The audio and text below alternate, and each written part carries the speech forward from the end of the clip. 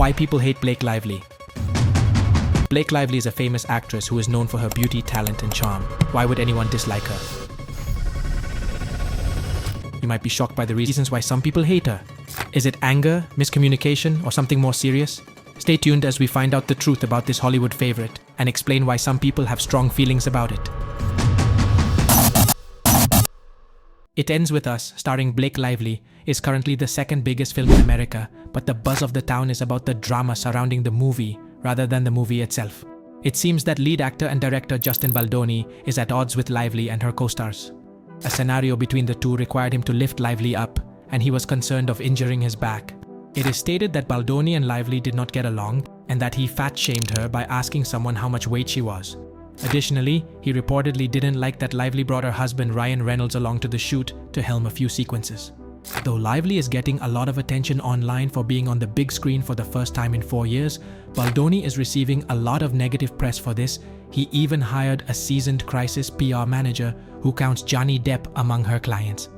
Numerous people have observed that Lively is advertising this movie in an unusual way. Lively has promised the funniest, girliest moments in an effort to market this film. The actor, who is well known for having gorgeous hair, also debuted a hair care product at the same time. In direct contrast to the movie's plot, which centers on Lively's character Lily Bloom, a young florist who falls in love with a physically violent man Baldoni, is this sisterhood of traveling Stanley Cups approach. Some are questioning what we thought we knew about Lively herself, and it has sparked backlash and doubts about whether Lively realizes what kind of movie she's made.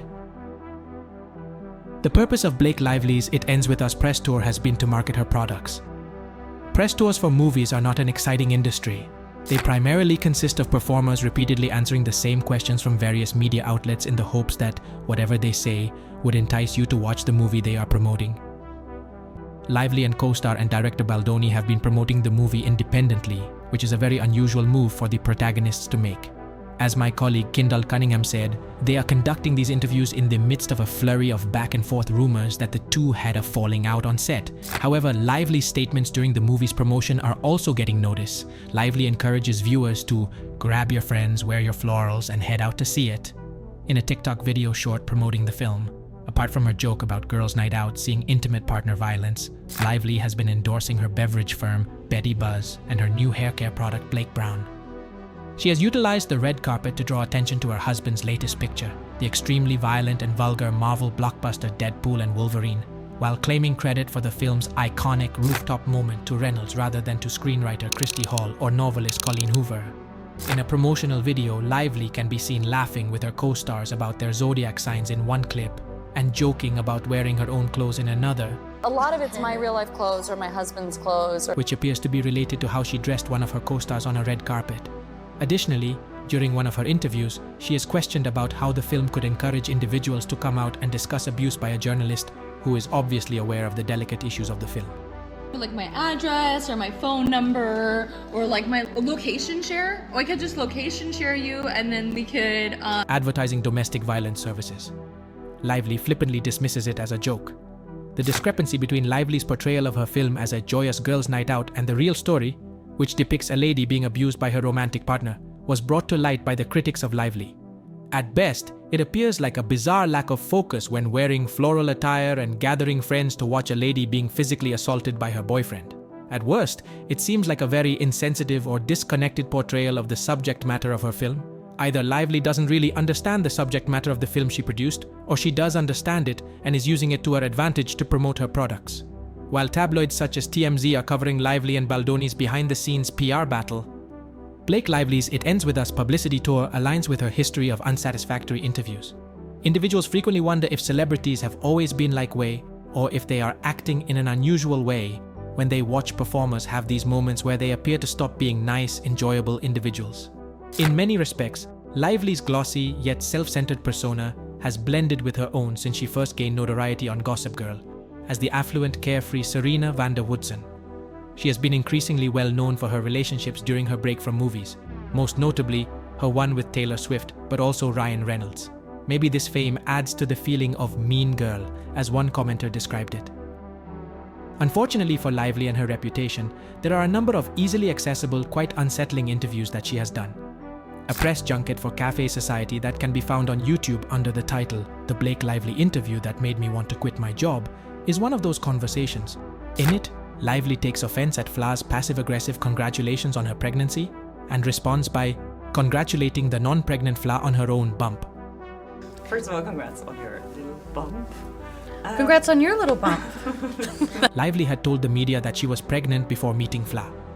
Following Lively's jab, neither she nor her co-star Parker Posey make much eye contact with Fla. Lively also keeps brushing off or responding angrily to Fla's inquiries concerning the film, almost as if Fla weren't there. Lively added that Woody Allen, the director of Cafe Society, was actually rather good during that same press tour. At the time, Ronan Farrow had just published an essay in The Hollywood Reporter attacking the film industry's handling of his sister Dylan Farrow's claims that their father had abused them sexually. Speaking about Allen, Lively remarked, "I could only know my experience. Additionally, based on my interactions with him, Woody gives women confidence." Further back, detractors discovered Lively's initial attempt at lifestyle branding and her gaffe. Preserve is an e-commerce and digital leisure website that Lively founded back in 2014. The title of one of the initial spreads, The Allure of the Antebellum, cast the site's name in a quite negative light. The photo shoot glorified the South before the Civil War, without acknowledging that the adorable clothes had their roots in a time of slavery. Although Lively was born and raised in Los Angeles, it's important to keep in mind that she and her husband Ryan Reynolds wed on a South Carolina plantation in 2012 and later expressed regret. This may help to explain Lively's interest in colonial aesthetics. Reynolds is renowned for being Canadian. Though it's not an easy job being famous and having everything recorded, especially the things you regret saying, this conduct is consistent with Lively's previous behavior. Realizing that Lively and her spouse are increasingly interested in the business aspect of their acting careers, possibly even more so than the acting itself, might provide a more insightful context for this chaotic fracas. Reynolds has invested in a number of businesses and served as their face in addition to Lively's hair care line, soda line, and upcoming fashion venture. He owns shares in Wrexham, a Welsh soccer team, and the telecom startup Mint Mobile. Until recently, he also owned a similar position in aviation gin. In fact, he's the CEO of Maximum Effort, a marketing firm. It could be argued that Lively and Reynolds are better at marketing their identities and way of life than they are at acting. As we've seen with Lively and It Ends With Us, when movies are so obviously secondary to their personal brand, their films become advertisements, ways for them to further market their businesses and themselves. Lively discussed on the It Ends With Us press tour how Reynolds changed shots in the movie, in addition to the script, and that he brought in editor Shane Reed from Deadpool and Wolverine to assist with editing the film. The plugs serve as a cross-promotional tool for her husband's film and his reputation as an actor and director. Lively was presented with It Ends With Us, a high-profile film with content that her brand most likely doesn't want to be connected with. In this instance, Lively decided to support her brand and let it take the lead. Regretfully for that particular brand, we can't stop talking about Blake Lively's film and her complex persona. Want to stay in the know about all your favorite stars? Subscribe now and never miss a deep dive into the hottest topics and celebrity controversies.